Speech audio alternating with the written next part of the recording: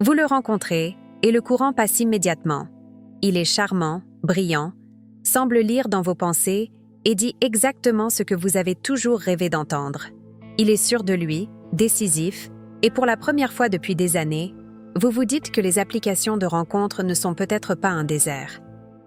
Mais soudain, quelque chose cloche. Une arrogance subtile déguisée en assurance, une intensité qui ressemble plus à une performance qu'à une véritable connexion, et vous, femme logique, indépendante et accomplie, commencez à douter. Pas de lui, mais de vous-même. Suis-je trop critique? Est-ce ce qui arrive quand un homme est fort et que je n'y suis pas habituée? Mon indépendance l'intimide-t-elle? Voilà le danger. Voilà le piège le plus sophistiqué des rencontres modernes, l'incapacité à distinguer la confiance authentique du narcissisme pathologique. Et le prix à payer pour une telle erreur d'appréciation n'est pas seulement un mauvais rendez-vous, ce sont des mois, voire des années, de votre vie passée dans un cycle de confusion, d'anxiété et de dévalorisation. Vous vous retrouvez à essayer de réparer quelque chose qui n'a jamais été cassé en vous, alors que le véritable problème réside dans la dynamique de pouvoir qu'il a instaurée dès la première minute. Vous rentrez chez vous après un rendez-vous qui, objectivement, était réussi. Il a payé l'addition, il était intéressant. Mais vous ressentez un vide, une lassitude. Vous rouvrez l'application et cette profonde fatigue vous envahit. La lassitude de devoir mener l'enquête. La lassitude d'essayer de décrypter si son intérêt est sincère ou s'il s'agit simplement d'une ruse pour obtenir ce qu'il veut. Vous en avez assez des hommes qui vous entourent d'attention débordante au début et qui, dès que vous manifestez un intérêt véritable, deviennent distants, critiques ou disparaissent. Vous en avez assez de devoir atténuer votre éclat, votre intelligence ou votre réussite pour ne pas le faire fuir. Cette confusion, cette lassitude, ne sont pas le signe que, toi, tu n'arrives pas à trouver l'amour. C'est le signe que tu n'as aucune méthode. Tu t'engages dans des relations émotionnellement risquées sans avoir fait le point. Pas besoin de magie ni de jeu. Il te faut une stratégie. Il te faut une méthode pour faire le tri et repérer les tendances. C'est ce qu'on appelle vérification. La plupart des femmes accomplies, comme vous, investissent dans leur carrière, leurs finances et leur santé, mais abordent l'aspect le plus important de leur vie, le choix d'un partenaire, uniquement en se fiant à leur attirance et à leur intuition. L'attirance est un atout. La logique vous protège des prédateurs. C'est pourquoi j'ai structuré toute ma méthode autour du processus de sélection. Le guide ultime pour ne plus perdre de temps, car votre tranquillité et votre temps sont vos biens les plus précieux. Et il est temps de les protéger avec la même rigueur que celle que vous appliquez dans tous les autres domaines de votre vie. La frontière entre un homme sûr de lui et un narcissique est dangereusement ténue, mais les signes sont clairs si l'on sait les repérer. Et le premier, le plus classique et le plus séduisant, est bombardement d'amour, le love bombing, ou bombardement amoureux. Il ne s'agit pas simplement de compliments. Un homme sain d'esprit et sûr de lui vous complimentera. Le love bombing, c'est différent. C'est une avalanche. C'est le « je n'ai jamais rien ressenti de tel » dès le deuxième rendez-vous. C'est planifier des vacances en amoureux dès la 3e semaine. C'est le « tu es mon âme sœur » avant même de connaître votre nom de famille. La psychologie derrière tout cela est cruciale. Ladré Ramani Durvasula, une des plus grandes spécialistes du narcissisme, explique que cela fait partie de la phase de idéalisation. Le narcissique ne le voit pas. Toi, il voit en vous un reflet parfait de lui-même, un fantasme, un objet qui lui apportera ce dont il a besoin. Admiration, statut, reconnaissance. Il vous place sur un piédestal si haut et si rapidement que la chute devient inévitable. Ce n'est pas du romantisme, c'est une tactique. Toilettage, il crée une dépendance affective. Il instaure une telle intensité de base que lorsqu'il la retirera inévitablement, vous ferez tout pour retrouver cette dose. Imaginez Béatrice, une avocate brillante et sceptique qui a toujours été fière de sa logique. Elle rencontre Mario. Mario est un entrepreneur charismatique. Dès leur premier rendez-vous, il lui dit « Je n'arrive pas à croire qu'une femme comme vous soit célibataire. Les hommes de votre ville sont des idiots. Béatrice ressent pour la première fois, vu dès la première semaine. Il lui fait livrer des fleurs à son bureau avec une carte où il est écrit « Pour la future madame, son nom de famille ». Ses amis trouvent ça trop rapide. Elle leur répond « Vous ne comprenez pas, c'est différent ». Il commence alors subtilement à l'isoler. « Pourquoi est-ce qu'on doit sortir avec elle? Je veux juste être avec toi. » Le danger, c'est que le love bombing fonctionne. C'est addictif. Quand arrive la phase suivante, d'évaluation pour commencer, Béatrice n'y croira pas. S'il la critique, elle pensera « Mais c'est lui qui m'a appelé son âme sœur. J'ai dû faire quelque chose de mal. » Elle passera le reste de leur relation à tenter de retrouver cette phase d'idéalisation initiale sans réaliser que cette phase n'a jamais été réelle. C'était une mise en scène. La solution MAV, la stratégie de la femme de grande valeur, et la rythme la femme de confiance privilégie la constance à l'intensité. Elle accepte les compliments avec grâce, mais les considère comme des données à vérifier. Elle ne se laisse pas emporter par le courant. Elle reste ancrée, observatrice. Seules ses actions sur 6 mois sont valables, et non ses paroles sur 6 jours. Si un homme tente de précipiter l'intimité émotionnelle ou physique, la femme de confiance ne le confronte pas, elle maintient simplement son rythme. La véritable confiance est patiente. Le narcissisme a besoin de validation. Maintenant. Le deuxième signe est l'un des tests les plus efficaces que vous puissiez utiliser. Sa réaction à la critique ou au refus. Un homme véritablement sûr de lui, doté d'un ego sain, n'a pas peur des commentaires. Il n'aimera peut-être pas cela, mais il pourrait vous entendre dire « J'aurais préféré qu'on aille dans un autre restaurant » ou « J'étais contrarié par votre retard » et engager la conversation. Il perçoit la relation comme une collaboration.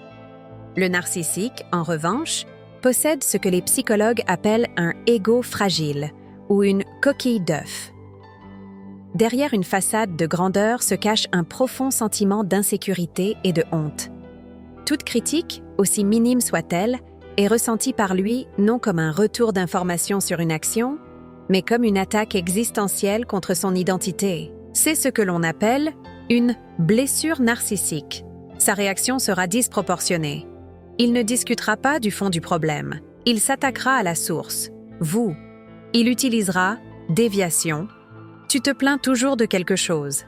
Projection, c'est toi qui contrôle. Ou le victimisation. Je fais tout pour toi et c'est comme ça que tu me traites. Le docteur Harriet Lerner, auteur de La danse de la colère, parle longuement de la différence entre responsabilité, assumer la responsabilité, et défensive. Le narcissique est incapable d'assumer une véritable responsabilité, car, à ses yeux, il est infaillible. Prenons l'exemple de Clara. Elle fréquente Ricardo depuis 2 mois. Sa conduite agressive la rend nerveuse. Un jour, elle lui dit calmement « Ricardo, pourrais-tu ralentir un peu? Je suis un peu anxieuse quand je roule vite. » Un partenaire sain d'esprit répondrait « Bien sûr, pardon, j'étais distrait. » La réaction de Ricardo est immédiate et froide. « Tu essaies de m'apprendre à conduire? Je conduis depuis 20 ans. Si tu ne me fais pas confiance, tu peux prendre un taxi. » Soudain, le problème n'est plus la vitesse. Le problème est, Audacel suggère qu'il n'est pas parfait. Le danger est que si Clara continue avec Ricardo, elle apprenne à se taire. Elle marchera sur des œufs. Elle censurera ses pensées et ses sentiments pour éviter sa colère.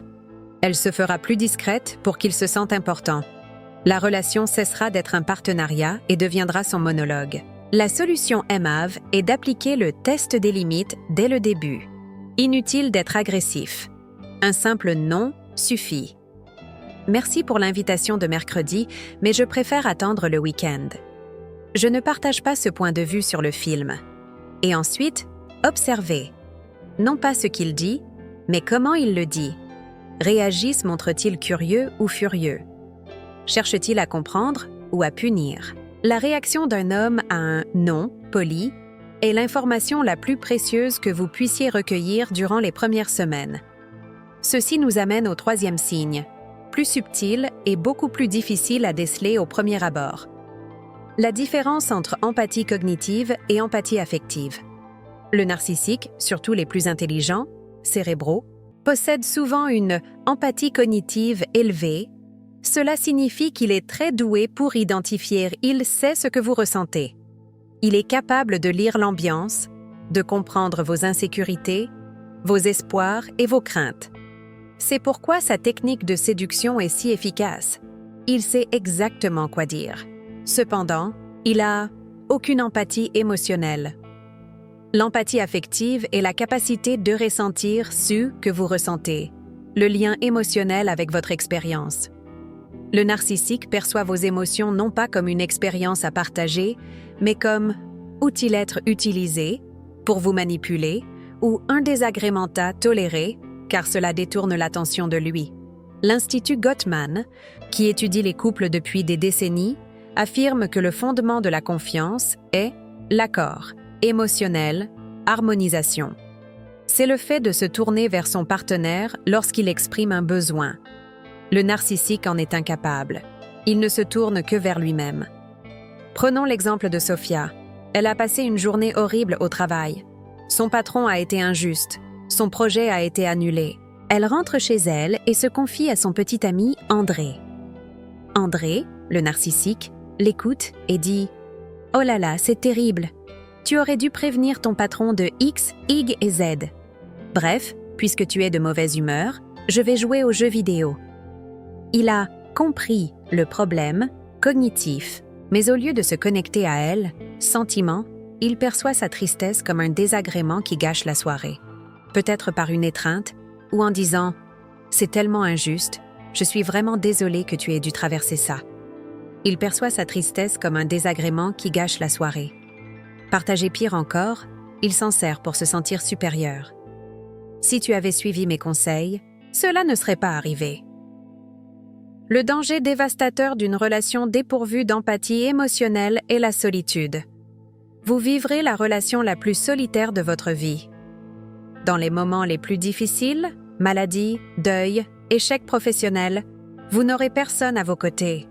Vous aurez un spectateur impatient, un critique, qui attendra que vous passiez vite à autre chose pour que l'attention se reporte sur lui.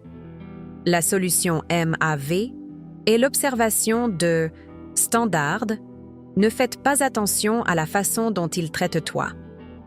Durant les premières semaines de leur lune de miel, observez comment il traite le serveur qui renverse son verre. Observez comment il parle de son ex-petite amie. Observez sa réaction lorsque « Toi, est-il malade ou stressé? Devient-il prudent ou irritable? » Observez ses réactions. Ton célèbre-t-il sincèrement vos succès ou minimise-t-il subtilement les vôtres pour parler des siens?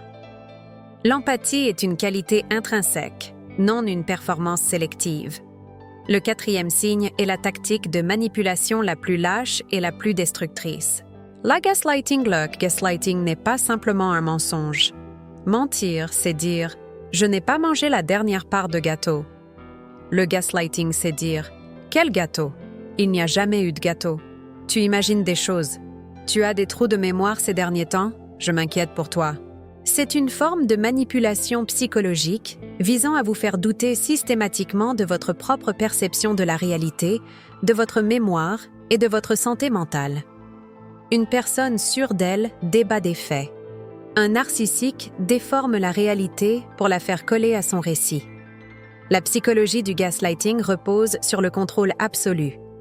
S'il parvient à détruire votre confiance en vous, il devient le seul arbitre de la vérité. Vous devenez totalement dépendant de lui pour interpréter le monde à votre place. Le philosophe Carl Jung a parlé de l'importance d'intégrer notre ombre, les parties de nous-mêmes que nous refoulons. Le gaslighting est une attaque directe contre la vôtre. Sois intuitif. Il vous fait croire que votre intuition, votre boussole intérieure, est défaillante. Pensez à Laura. Elle et son petit ami, Thiago, sont à une soirée. Laura voit clairement Thiago prendre le téléphone d'une autre femme et rire de manière intime avec elle. Plus tard, dans la voiture, elle le confronte calmement. « Je me suis sentie mal à l'aise avec ton comportement envers cette femme. On aurait dit que tu flirtais. » Le narcissique ne dira pas « Désolé, il y a eu un malentendu ». Il dira « Quoi? Tu es folle. J'étais amicale. Je faisais juste. Réseautage, es-tu si complexé que tu ne supportes pas ma politesse? Franchement, ton manque de confiance en toi devient un sérieux problème. Nous. Tu gâches toutes nos soirées avec ta paranoïa. La tactique est si agressive que Laura, choquée, recule. Elle se met à penser. Ai-je mal vu quelque chose? Peut-être que... C'est... paranoïaque. J'ai failli tout gâcher. Elle met fin à la conversation en s'excusant. À lui, le danger de la manipulation mentale réside dans la mort de votre identité. Vous devenez une coquille vide, anxieuse, vous vous excusez constamment, vous êtes incapable de prendre des décisions et vous doutez sans cesse de ce que vous voyez et entendez. C'est l'érosion délibérée de votre âme. La solution aimable est s'ancrer dans la réalité. Dès l'instant où vous soupçonnez une manipulation mentale, votre intuition n'est plus un simple sentiment. C'est une « donnez noter les choses ». Tenez un journal discret. Aujourd'hui, à 20h, il a dit X. S'il nie, ce n'est pas une invitation à débattre. C'est un « confirmation-manipulation ». Une femme de grande valeur ne remet pas en question sa perception de la réalité. Si un homme vous dit que le ciel que vous voyez bleu est en fait vert, vous ne discutez pas de la couleur. Vous comprenez que vous avez affaire à quelqu'un qui vit dans un monde déconnecté de la réalité et vous vous retirez stratégiquement. Le 5e signe est une tactique de pouvoir souvent confondue avec le fait d'être très sociable ou d'avoir beaucoup d'amis. Il s'agit du triangulation.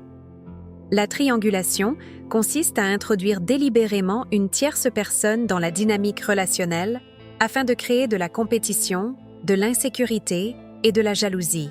Cela vous maintient dans un état de déséquilibre et vous pousse à rivaliser pour son attention, principale source de satisfaction narcissique. Ce 3e point du triangle peut être une ex-petite amie, avec qui il est opportunément toujours ami, une collègue qui admire vraiment son travail, ou même un groupe d'amis. Il utilisera des comparaisons subtiles. Si vous vous plaignez qu'il travaille trop, il dira « C'est drôle, mon ex-petite amie, ou ma collègue Sarah, a toujours dit qu'elle admirait mon éthique professionnelle. » Le but n'est pas d'informer, mais de vous punir pour vos plaintes et, en même temps, de vous faire comprendre que vous êtes remplaçable. La psychologie sous-jacente est simple. Le narcissique a besoin d'être l'objet de sa convoitise. Il ne supporte pas une relation d'égal à égal. Il a besoin de créer une situation où il est le juge et où 2 personnes ou plus rivalisent pour obtenir son approbation.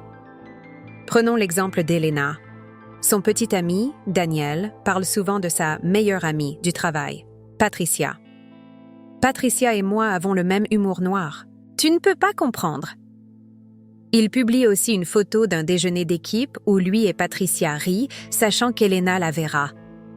Quand Elena commence à se sentir vulnérable, Daniel l'accuse d'être possessive et jalouse, instrumentalisant ainsi ses propres insécurités. Qu'il a créé comme défaut de caractère que le danger de la triangulation, c'est qu'elle fonctionne. Elle exploite directement les insécurités les plus profondes des femmes. Ce sentiment de ne pas être à la hauteur. Vous dépensez toute votre énergie à essayer d'être meilleur que votre ex, plus cool que votre collègue. Au lieu de vous demander si il est suffisamment bon pour toi, vous êtes distrait du processus de vérification. Cette tactique, la triangulation, ainsi que la manipulation mentale, font partie des signaux d'alarme de catégorie A. Ils ne sont pas jaunes, ils sont rouges. Le problème, c'est que nous les voyons souvent trop tard, ou pire, que nous les rationalisons. Il est juste gentil. Je suis juste complexée. La lucidité est essentielle. La capacité à identifier un schéma de manipulation, alors que ce qui se passe est votre meilleure défense.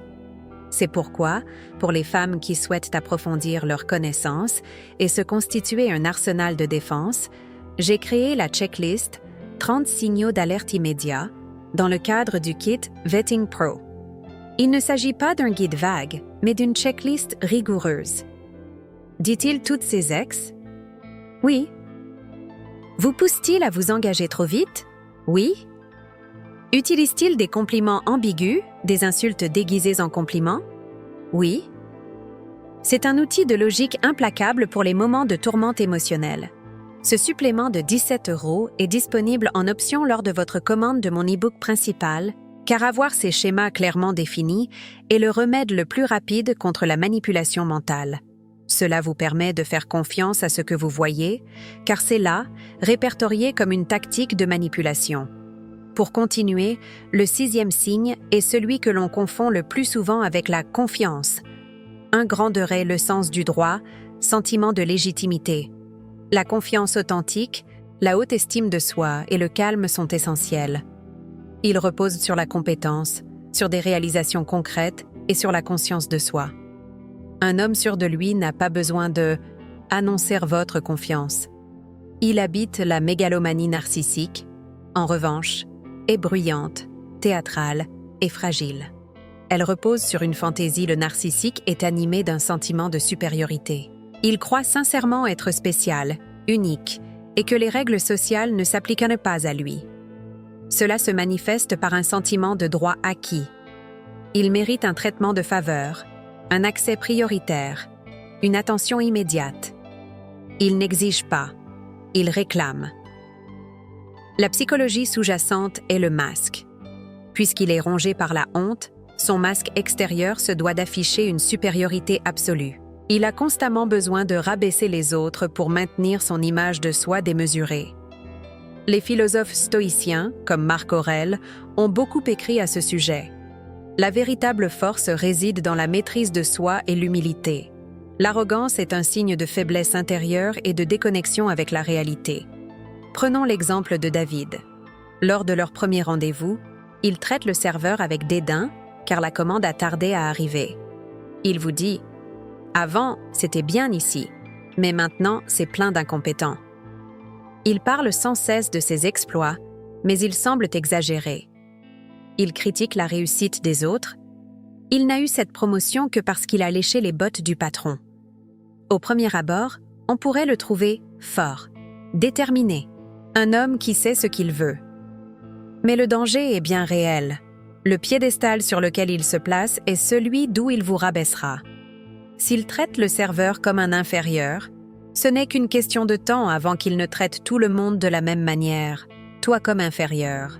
Son sentiment de droit acquis signifie que, dans la relation, les besoins partagés réels seront toujours essentiels. Mérite ton temps, ton soutien, ton énergie, mais il ne devrait pas rien en retour. Vos besoins seront perçus comme un inconvénient. La solution aimable consiste, encore une fois, à observer cohérence du caractère.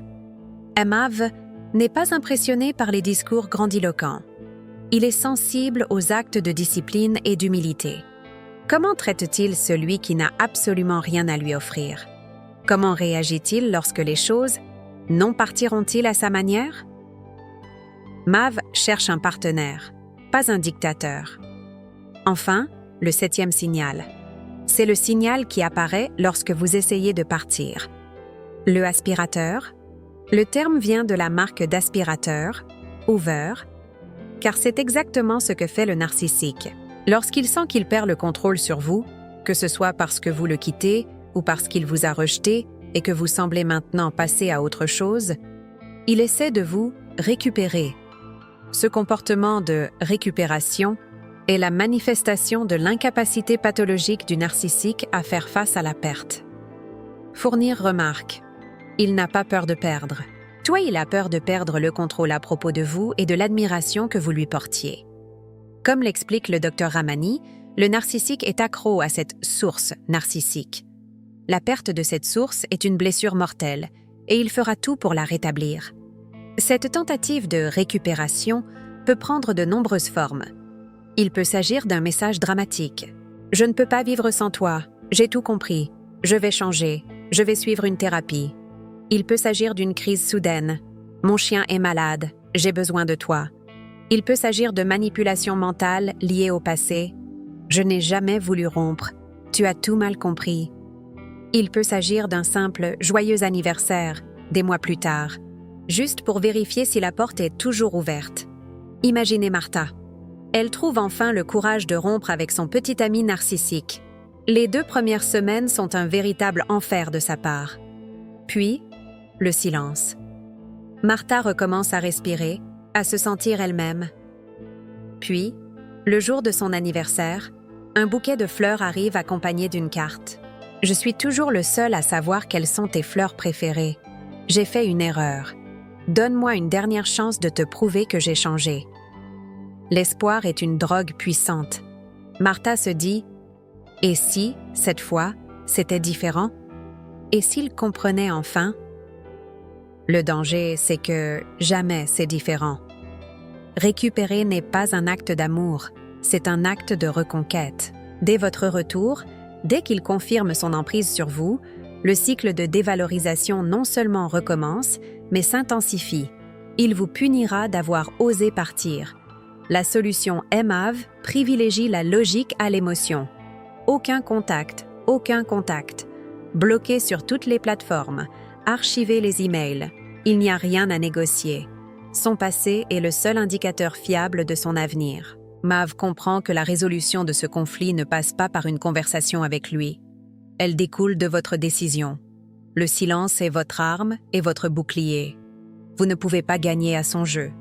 Vous pouvez seulement refuser d'y jouer. Comprendre ces 7 signes ne signifie pas devenir cynique ou se fermer aux autres. C'est tout le contraire. Il s'agit de protéger son cœur avec une telle force qu'on ne l'offre qu'à ceux qui sont capables de l'apprécier à sa juste valeur.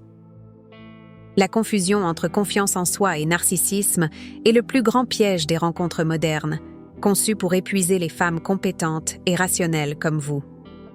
Le narcissique est un véritable gouffre émotionnel.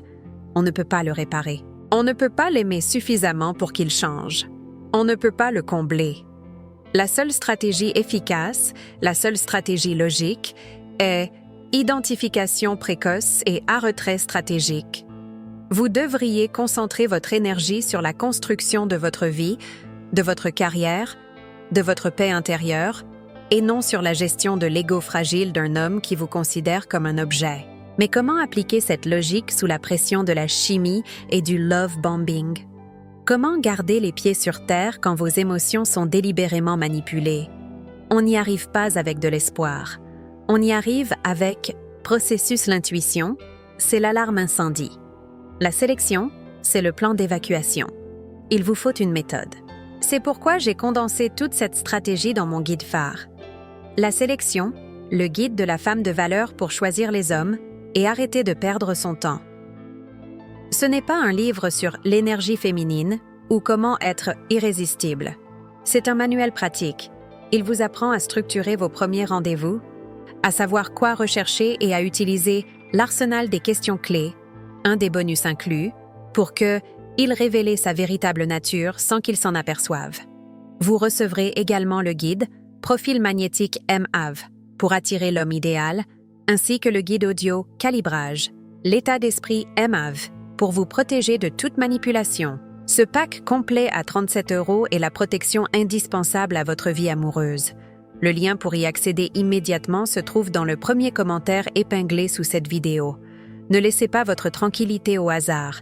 Et maintenant, j'aimerais avoir votre avis. Parmi ces 7 signes, lequel a été le plus difficile à identifier pour vous? Le love bombing? La manipulation mentale? Votre réaction aux critiques? Partagez votre histoire dans les commentaires ci-dessous. Exprimer votre expérience est la première étape pour consolider vos apprentissages.